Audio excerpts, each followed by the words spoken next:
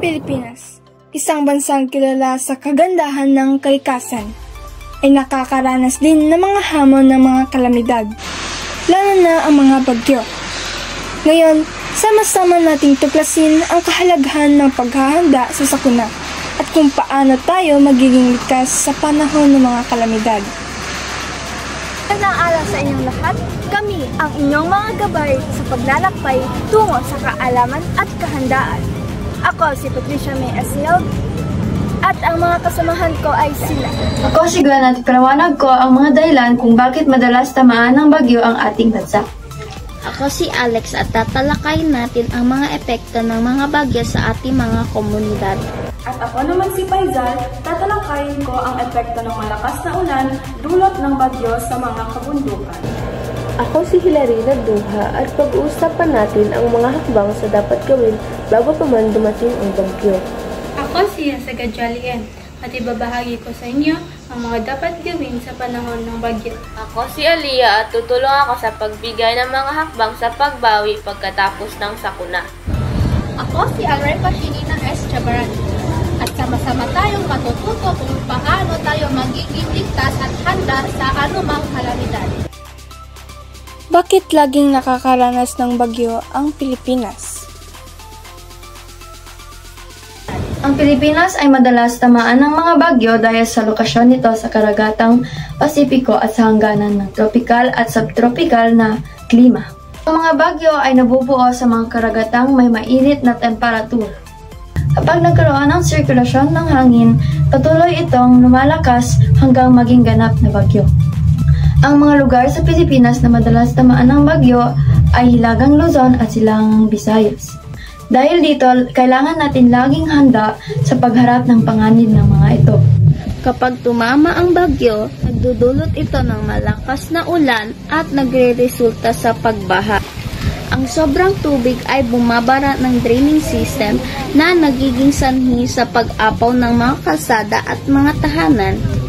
Ang pagbaha ay nagdudulot ng pinsala sa ari-arian at sa ating kalusugan dahil sa kontaminasyon ng mga tubig.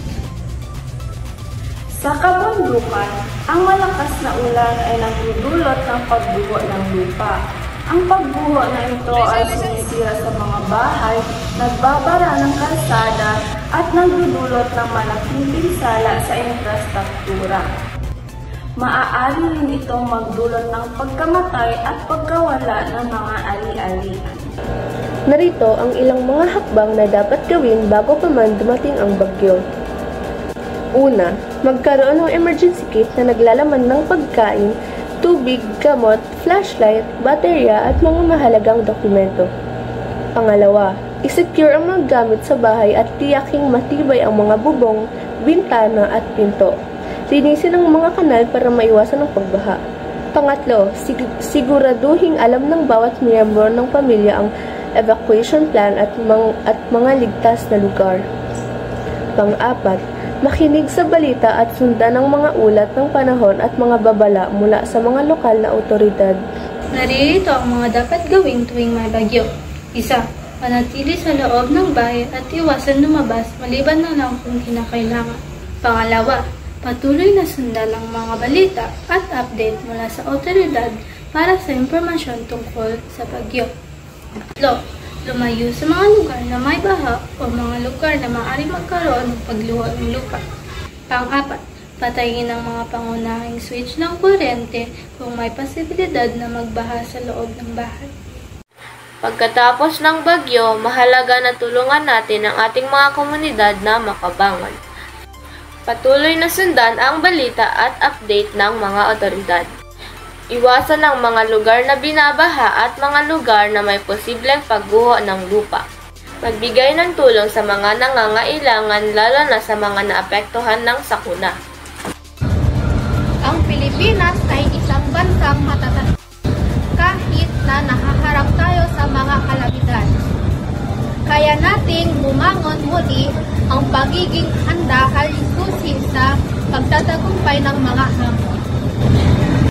Sa pagtatapos, hinihingayat namin ang lahat na gumawa ng mga hakbang upang maging handa sa anumang sakuna. Ang ating kaligtasan ay nasa ating mga kamay. Kaya't magtulungan tayo upang mapanatiling ligtas ang komunidad. Magkaroon tayo ng disiplina at kooperasyon upang masiguro ang kaligtasan ng bawat isa. Ating tandaan, ang kahandaan ay susi sa kaligtasan. Sama-sama nating harapin ang mga hamon ng kalikasan at magtulungan upang makabangon mula sa anumang sakuna.